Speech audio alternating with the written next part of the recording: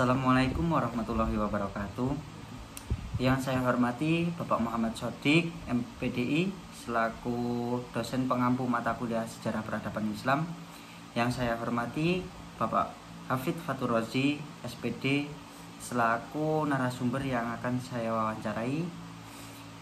Kebetulan beliau merupakan guru saya di MA Al Muslim Progo, dan beliau mengajar pendidikan jasmani, olahraga, dan kesehatan. Perkenalkan, nama saya Ragil Al-Zazir dari Prodi PAIA semester 1. Di sini saya akan memenuhi tugas yang bertema guru spiritual. Jadi sekarang apa saja Pak kesibukannya? Untuk sekarang kesibukannya mungkin kalau pagi ya mengajar Mas. Terus siangnya kalau hari Rabu, Kamis sama Minggu itu ngajar renang. Ngajar renang? Ya, ngajar renang di Sumberudel. Kalau nggak di Sumberudel lagi itu pemandian penataan. Oh iya Pak. Mungkin Bapak bisa menceritakan latar belakang pendidikan mulai dari TK sampai ke perguruan tinggi, coba. Untuk latar pendidikan saya mulai TK Mas, karena saya pindah aja dari Malang. Iya. Jadi saya TKA itu di Malang, terus B-nya itu pindah ke sini di Gedung Bunder. Iya. Di TKA di Gedung Bunder. Terus SD-nya itu saya di SD Setujian 4. Setujian 4. Ya. Terus kemudian lanjut ke SMP, SMP-nya juga SMP 1 Setujian. Kemudian SMA-nya SMA 1 Setujian. Terus saya kuliah itu ambil jurusan olahraga di Universitas Negeri Malang. Universitas Negeri Malang. Hal-hal unik apa saja sih Pak yang selama ini pernah Bapak alami? Ini semua Mas ya, jadi waktu SD juga. Waktu SD boleh Pak, sampai ke perguruan tinggi juga boleh. Jadi waktu SD Mas, SD itu gimana ya Mas? Kalau dibilang nakal enggak, saya itu cuma jahil. Jahil Pak? Ya. Berbeda ya Pak? Beda. Oh beda. Beda. Kalau saya itu SD apa itu namanya?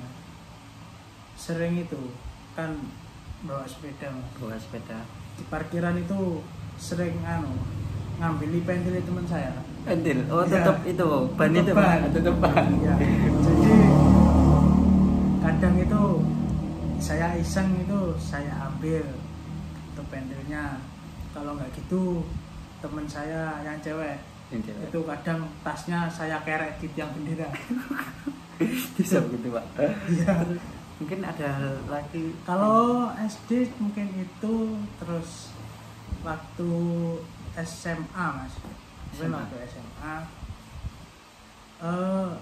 gimana ya Mas? Mungkin dilahirkan unik ya. Unik. Jadi unik ya Pak ya. Iya. Unik dan jahil gitu Pak. Jahil, kebetulan jahil nggak nakal ya. Nggak nakal, beda ya Pak. Beda. Waktu SMA karena saya itu sering dispen Mas, jadi SMA itu saya mungkin seminggu masuknya, mulai kelas 2 itu masuknya mungkin seminggu cuma 3 kali. Soalnya dulu itu kan apa itu namanya, ikut itu kalau di Blitar ada apa namanya Liga Divisi Utama sepak bola itu. Terus dulu juga ikut Akademi Arema, jadi sering bolak-balik Malang Blitar. Oh itu. Terus mungkin hal-hal uniknya waktu SMA ya sering itu Mas, karena sering nggak masuk, terus sering terlambat. Kalau di SMA Setujian kan kalau terlambat itu apa itu namanya, hormat di jalan. Hormat di jalan Pak? Di depan pagar hormat, sama apa itu namanya, nyanyi Indonesia Raya. Oh Indonesia Raya. Ya. Itu menghadap pagar Pak? Menghadap ke jalan Mas. Menghadap ke jalan? Jadi dilihatin orang-orang gitu? Orang lewat. Oh gitu. Itu. Terus dulu jenjang perkuliahan keusilannya berlanjut. Dulu itu pernah Mas, kan dosen itu sebelum perkuliahan apa itu kontrak kuliah kontrak kuliah. Ya, jadi kalau terlambat mahasiswa diberi kasih waktu maksimal terlambat 15 menit 15 dalam menit. perkuliahan itu. Kontrak forumnya begitu ya Pak? Ya, saya lupa mata kuliahnya apa. Terus kalau dosennya, ini dosennya sendiri Mas yang buat. Kalau terlambat 5 menit, kalian boleh pulang. Dosennya bilang gitu. Oh begitu. Nah, pada waktu itu nggak tahu dosennya kenapa. Pada waktu itu dosennya itu terlambat lebih dari 5 menit. Lebih dari 5 menit. Ya, anak-anak juga nggak ngechat atau telepon gitu juga nggak. Itu kan kewajibannya dosen, jadi kan tahu Mas ya. Iya tahu Pak. Masuk jam 7, datanya jam 7 misalkan gitu. Nah itu dosennya terlambatnya lebih dari 5 menit, anak-anak pulang. Anak-anak pulang. Maksudnya pulang keluar dari ruangan perkuliahan, nunggu di parkiran. Setelah itu selang berapa menit gitu dosennya ngechat di grup, ini kemana kok nggak ada mahasiswanya gitu. Oh. Nah, setelah itu minggu berikutnya waktu apa itu Mata perkuliahan kuliahnya. itu dosennya itu gini menanyakan kenapa kok bolos semua. Oh begitu. Ya kan sudah dijelaskan ya Mas, awal perkuliahan sudah dijelaskan kalau saya terlambat 5 menit ditinggal nggak apa-apa. Oh begitu. Ya kan jelas Mas ya, Sudah jelas. sama anak-anak ditinggal ke parkiran itu tadi. Terus dosennya menanyakan, setelah itu dosennya itu alasan saya itu tadi terlambat dan saya bocor gitu kan, apa namanya itu alasan yang gimana ya Mas, kurang tepat loh. Kurang iya Pak. Kan kewajibannya masuk pagi dan datang pagi gitu. Iya. Nah setelah itu apa itu namanya diancam sama dosennya. Diancam malah. Iya, enggak saya luluskan satu offering gitu. Kok bisa? Jadi anak-anak Serba ibaratnya salah Pak. serba salah. Jadi kalau nggak minta maaf buat surat pernyataan nggak diluluskan. Akhirnya anak-anak ambil jalan tengah, nggak lulus satu offering. Bisa gitu ya Pak. Iya. Kompak gitu ya Pak. Kompak. Itu terus ada lagi ini dosen atletik, karena dosennya agak unik sebenarnya Mas. Unik, ini unik juga ya Pak. Dosennya agak unik, jadi waktu apa itu namanya perkuliahan sering apa nggak sesuai aturan lah. Oh enggak sesuai. Anak-anak ada yang nggak Masuk. terima. Pernah itu Mas, kan Vespa sepedanya, jadi ban depannya dilepas di parkiran. Dilepas Pak. Ya dilepas itu pernah.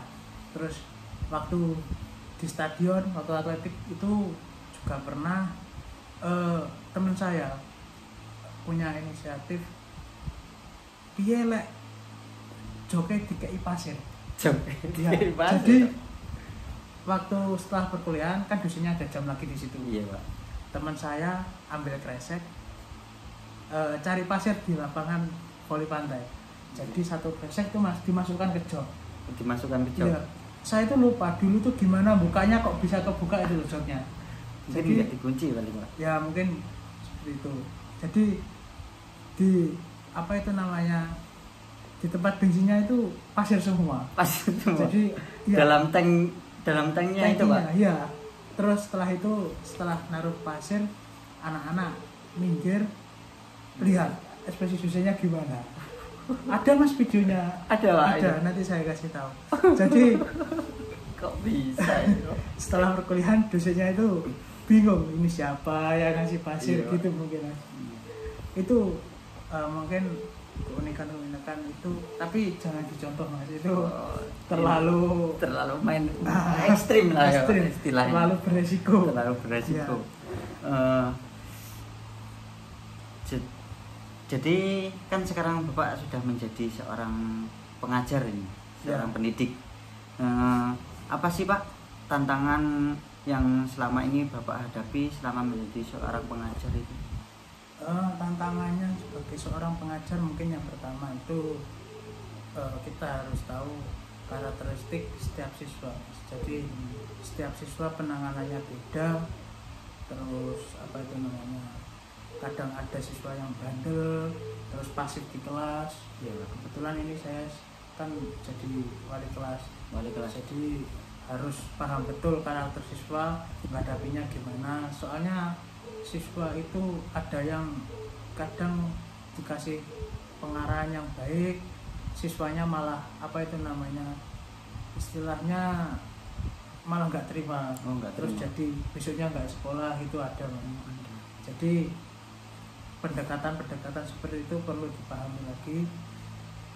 Terus apa itu namanya, mungkin karena saya praktek, jadi kendalanya waktu apa itu namanya, mata pelajaran teori-teori tertentu seperti bola tangan itu kan sering itu namanya, sepertinya anak itu belum pernah dapat materi bola tangan. Belum. Itu mungkin seperti kesulitan seperti itu. Terus senam lantai.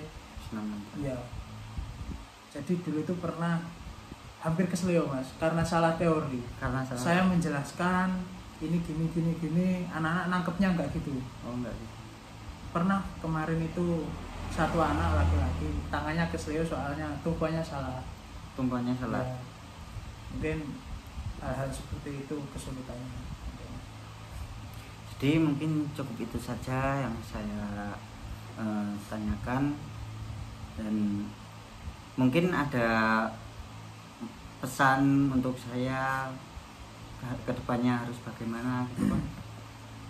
Ya mungkin selama jadi mahasiswa belajarnya lebih giat lagi Mas. Terus jangan seperti saya tadi, seperti yang saya ceritakan tadi, hal-hal seperti itu saya sendirilah, jangan sampai ditiru, jangan niru gitu. Baik, terima kasih atas motivasi dan waktu yang telah diluangkan Bapak Hafid Fatur Roji.